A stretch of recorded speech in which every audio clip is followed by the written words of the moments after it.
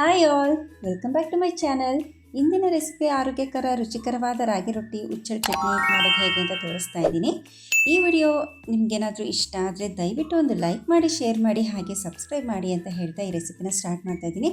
ಮೊದಲಿಗೆ ನಾನಿಲ್ಲಿ ಸ್ವಲ್ಪ 1 ಬೌಲಷ್ಟು ಅನ್ನ ಮತ್ತು ಒಂದು ಅರ್ಧ ಬೌಲಷ್ಟು ರಾಗಿ ಹಿಟ್ಟನ್ನು ಹಾಕ್ಕೊಂಡು ನಾನಿಲ್ಲಿ ಮಿಕ್ಸ್ ಮಾಡ್ಕೊತಾ ಇದ್ದೀನಿ. ಇಲ್ಲಿ ನಾನು 5 ರಾಗಿ ರೊಟ್ಟಿ ಆಗೋಕ್ಕೆ ನಾನಿಲ್ಲಿ ತೊಗೊಂಡಿದ್ದೀನಿ. ನೀವು 2 ಅಥವಾ 3 ಅಷ್ಟು ಬೇಕು ಅಂದರೆ ರಾಗಿ ರೊಟ್ಟಿ ನೀವು ಅರ್ಧ ಬೌಲ್ ಅನ್ನ ತೊಗೊಂಡು ಅದಕ್ಕೆ ಮಿಶ್ರಣ ಎಷ್ಟು ರಾಗಿ ಹಿಟ್ಟು ಬೇಕೋ ಅಷ್ಟು ಸೇರಿಸ್ತಾ ಬನ್ನಿ. ಇಲ್ಲಿ ನಾನು ಇದನ್ನೆಲ್ಲನೂ ಸ್ವಲ್ಪ ಉಪ್ಪು ಹಾಕ್ಕೊಂಡು ಇದನ್ನೆಲ್ಲ ಮಿಕ್ಸ್ ಮಾಡ್ಕೊಂಡ್ಮೇಲೆ ಒಂದು ಜಾರಿಗೆ ಹಾಕ್ಕೊಂಡು ಇದನ್ನು ಗ್ರೈಂಡ್ ಮಾಡ್ಕೊತಾ ಇದ್ದೀನಿ.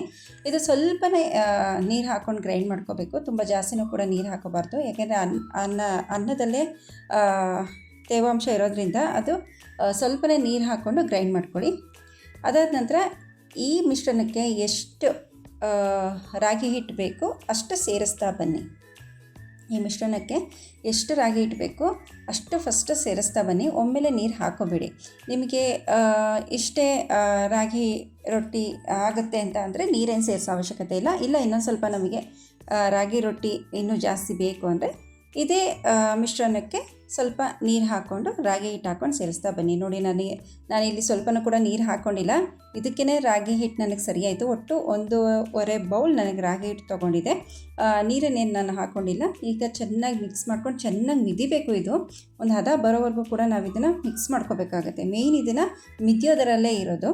ನೋಡಿ, ಈ ಥರ ಸಾಫ್ಟಾಗಿರಬೇಕು. ಅದಾದ ನಂತರ ನಾನಿಲ್ಲಿ ಹೆಂಚನ್ನ ಕಾಯ್ಲಿಕ್ಕೆ ಇಟ್ಕೊಂಡಿದ್ದೀನಿ.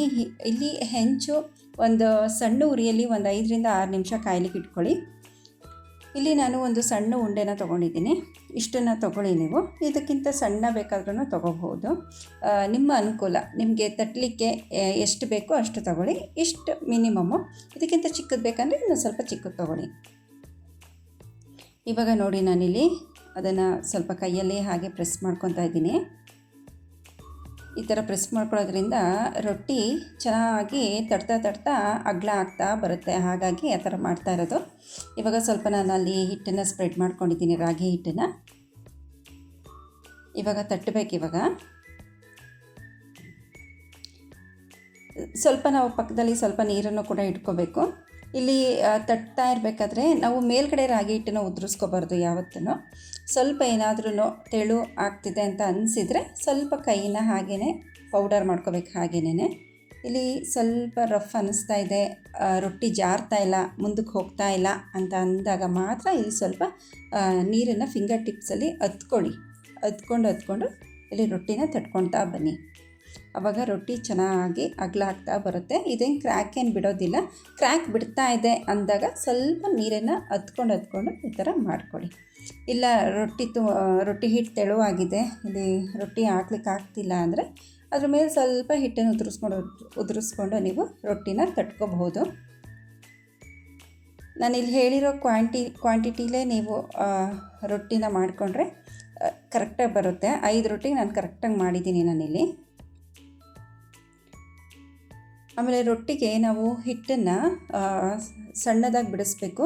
ನಾವು ಮುದ್ದೆಗೆ ಸ್ವಲ್ಪ ರಫಾಗಿ ಬಿಡಿಸ್ತೀವಿ, ಆ ಥರ ಬಿಡಿಸಿದ್ರೂ ಓಕೆನೇ. ಬಟ್ ರೊಟ್ಟಿಗೆ ಸ್ವಲ್ಪ ಪೌಡರ್ ಥರ ಬಿಡಿಸಿದರೆ ರೊಟ್ಟಿ ತುಂಬಾ ಚೆನ್ನಾಗಿ ಬರುತ್ತೆ, ಸಾಫ್ಟಾಗಿ. ನೋಡಿ, ನಾನಲ್ಲಿ ಅಂಗೈಲಿ ಅಲ್ಲಿ ಉಬ್ಬಿದೆ ನೋಡಿ, ಅಂಗೈಯಲ್ಲಿ ಉಬ್ಬಿರುತ್ತಲ್ಲ, ಅಲ್ಲಿಂದ ರೊಟ್ಟಿನ ಬಡಿತಾ ಇದ್ದೀನಿ. ಆ ಥರ ಅಲ್ಲಿ ಬಡಿತಾ ಹೋದರೆ ರೊಟ್ಟಿ ಕಿತ್ಕೊಂಡು ಬರೋದಿಲ್ಲ. ನಾವು ಫಿಂಗರ್ ಟಿಪ್ಸಲ್ಲೇ ಬಡಿತಾ ಹೋದರೆ ರೊಟ್ಟಿ ಮುಂದಕ್ಕೆ ಹೋಗೋದಿಲ್ಲ.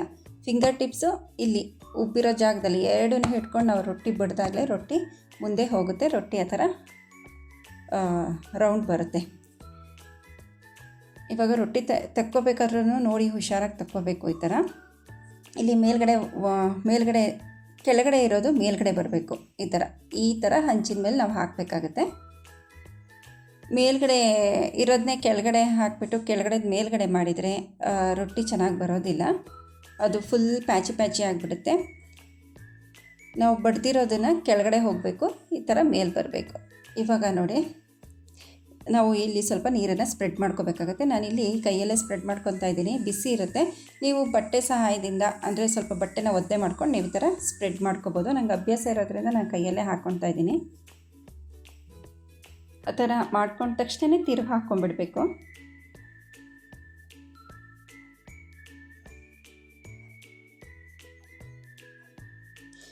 ಸ್ವಲ್ಪ ಮೀಡಿಯಮ್ ಉರಿಯಲ್ಲೇ ನಾವು ರೊಟ್ಟಿ ಬೇಯಿಸ್ಬೇಕಾಗತ್ತೆ. ಹೈ ಫ್ಲೇಮ್ ಇಟ್ಬಿಟ್ರೆ ಸೀದೋಗ್ಬಿಡುತ್ತೆ.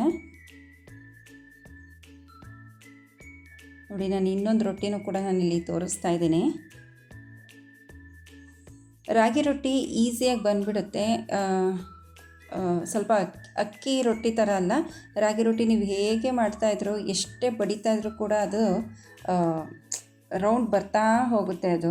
ಅದು ಕ್ರ್ಯಾಕ್ ಬಿಡೋದಿಲ್ಲ, ಅದು ಸೈಡೆಲ್ಲ ಕ್ರ್ಯಾಕ್ ಬಿಡೋದಿಲ್ಲ.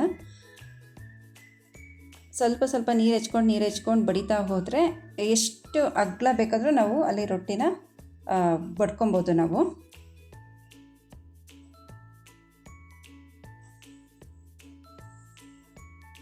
ಒಂದು ರೊಟ್ಟಿ ಮಾಡೋ ತನಕ ಇನ್ನೊಂದು ರೊಟ್ಟಿ ಮಾಡೋ ಅಷ್ಟೊತ್ತಿಗೆ ನಮ್ಗೆ ಅಲ್ಲಿ ಗೊತ್ತಾಗ್ಬಿಡುತ್ತೆ ಎಲ್ಲೆಲ್ಲಿ ತಪ್ಪಾಗ್ತಾ ಇದೆ, ಸರಿ ಮಾಡ್ಕೋಬೇಕು ಅಂತ ಗೊತ್ತಾಗುತ್ತೆ. ನೋಡಿ, ಇನ್ನೊಂದು ರೊಟ್ಟಿನೂ ಕೂಡ ರೆಡಿಯಾಗಿದೆ. ಇಲ್ಲಿ ನಾನು ಬಟ್ಟೆಯಲ್ಲಿ ಒದ್ದೆ ಮಾಡಿಕೊಂಡು ತೋರಿಸ್ತಾ ಇದ್ದೀನಿ. ಈ ಥರ ನೀರನ್ನೆಲ್ಲ ಹಚ್ಕೋಬೇಕು. ಹಚ್ಕೊಂಡಿದ್ದ ತಕ್ಷಣವೇ ಅದನ್ನು ತಿರುವಿ ಹಾಕ್ಕೊಬೇಕು.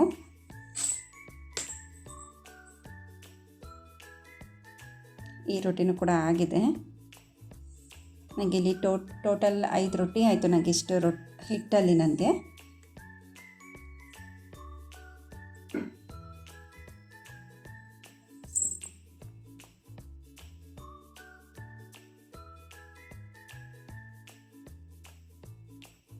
ಇವಾಗ ನಾನಿಲ್ಲಿ ಹುಚ್ಚೆಳ್ಳು ಚಟ್ನಿ ಮಾಡೋದು ತೋರಿಸ್ತಾ ಇದ್ದೀನಿ. ಇಲ್ಲಿ ನಾನು 1 ಕಪ್ ನಾನಿಲ್ಲಿ ಗುರೆಳ್ಳು ಹುಚ್ಚೆಳ್ಳನ್ನ ತೊಗೊಂಡಿದ್ದೀನಿ.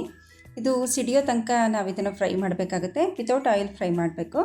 ಇಲ್ಲಿ ನೋಡಿ, ಚಟಪಟ ಅಂತ ಇರುತ್ತೆ, ಅಲ್ಲಿವರೆಗೂ ಫ್ರೈ ಮಾಡಿಬಿಟ್ಟು ಎತ್ತಿಡ್ಕೊಬಿಡ್ಬೇಕು. ಸೀಸಬಾರ್ದು, ಸೀಸಿದರೆ ಚಟ್ನಿ ಫ್ಲೇವರ್ ಬರೋದಿಲ್ಲ. ಅದಾದ ನಂತರ ನಾನಿಲ್ಲಿ ಒಂದು 4 ಮೆಣಸಿನ್ಕಾಯಿ ಹಾಕ್ಕೊಂಡಿದ್ದೀನಿ, ಖಾರದ ಮೆಣಸಿನ್ಕಾಯಿ.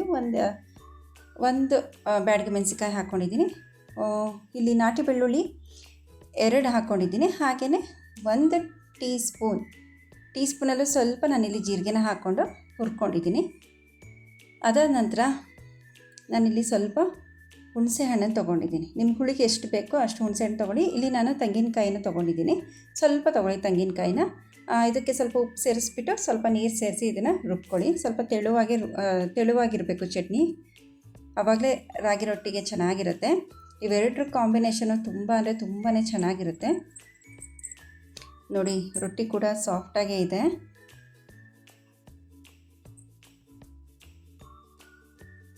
ಇಲ್ಲಿ ಗುರೆಳ್ಳಿನ ಚಟ್ನಿನೂ ಕೂಡ ಅಷ್ಟೇ ತೆಳುವಾಗಿರಬೇಕು, ಚೆನ್ನಾಗಿರುತ್ತೆ.